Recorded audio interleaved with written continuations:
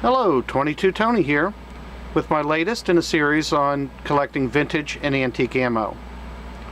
Today I'd like to talk a little bit about long-term ammo storage.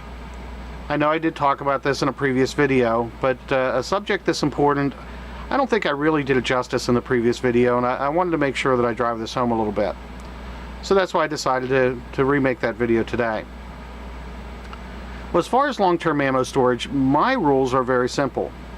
Keep it clean, keep it dry, keep it away from high heat, and your ammo should last you for many, many, many years.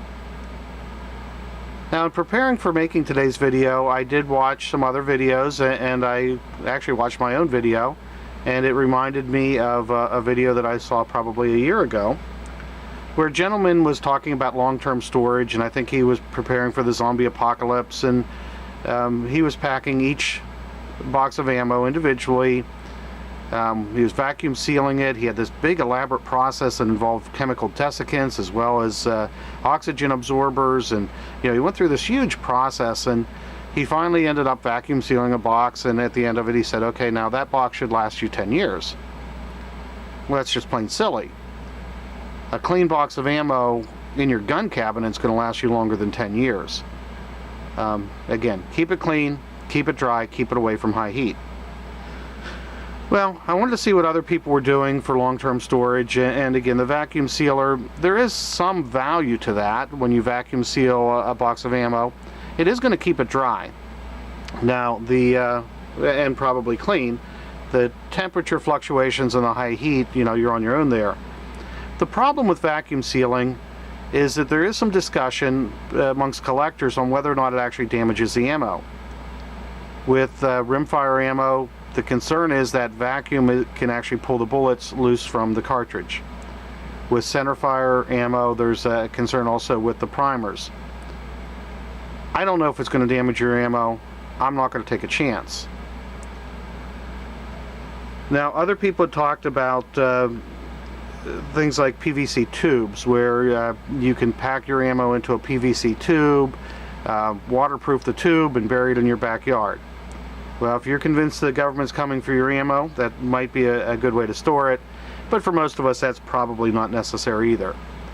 There are other people advocating 2-gallon, 5-gallon buckets packed full of ammo, and then you put kitty litter in to absorb the moisture. Again, for most of us, I don't think that's necessary.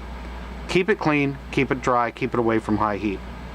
I have a few examples here. We have some rimfire, 22 rimfire, 1960s, 1970s. These boxes were clearly kept clean and dry, and I'm assuming they were kept away from high heat. I don't know that because I didn't own them in the 1970s. But this ammo is basically factory fresh.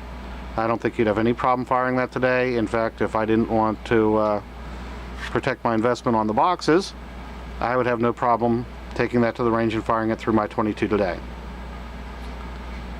What about shotgun shells? Number 1 buck. This shell is at least 20 years old, and I think a little bit longer than that. Clean, dry. It was kept in my gun cabinet. No special treatment, just clean and dry, and at room temperature. And no doubt in my mind that shell is every bit as viable as the day I purchased it. Centerfire rifle cartridges. I bought this box of Remington 30-06 Springfield at Red's Indoor Range in Austin, Texas, somewhere in the mid-1990s. Kept in my gun cabinet all these years, and I'd have no problem taking that hunting today.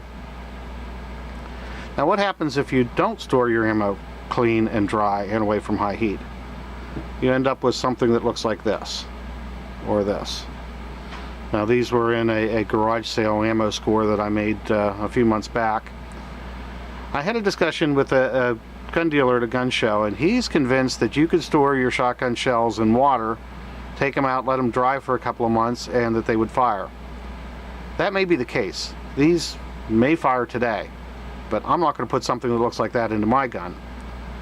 So again, I highly recommend clean, dry, away from high heat.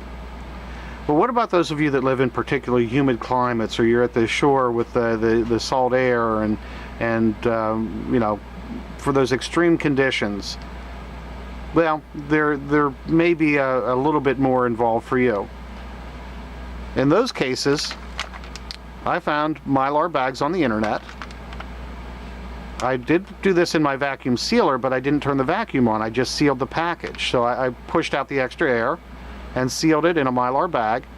I could store this at the bottom of the lake for 30 years, and there's no doubt in my mind I could take it out and fire it.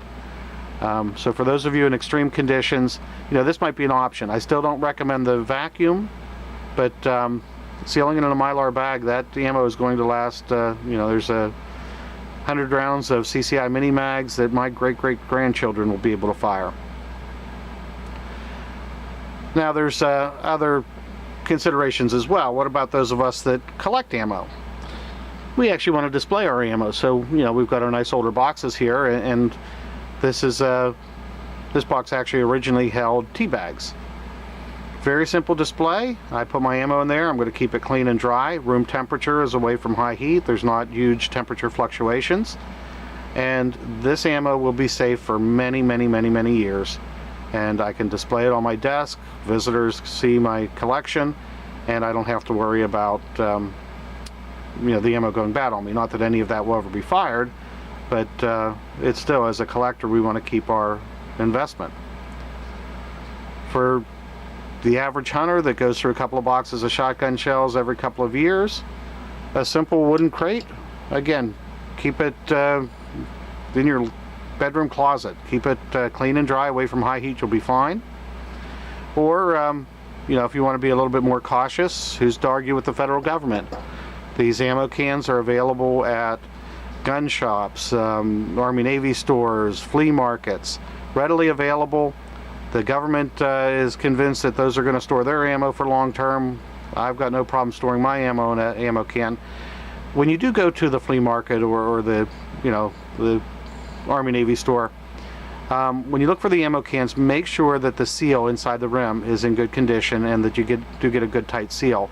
But otherwise, you can fill that up with ammo, close it, stick it in a bedroom closet, and your ammo is going to last you 40-50 years. Well, I hope this video was a little bit more informative, and I hope you enjoyed it. I hope you'll share it with your friends, and if you like my videos, please watch my other ones. Again, I just want to drive home, keep it clean, keep it dry, keep it away from high heat. You're not going to have to go through any elaborate process unless you live in really extreme conditions. Your ammo is going to last you many years.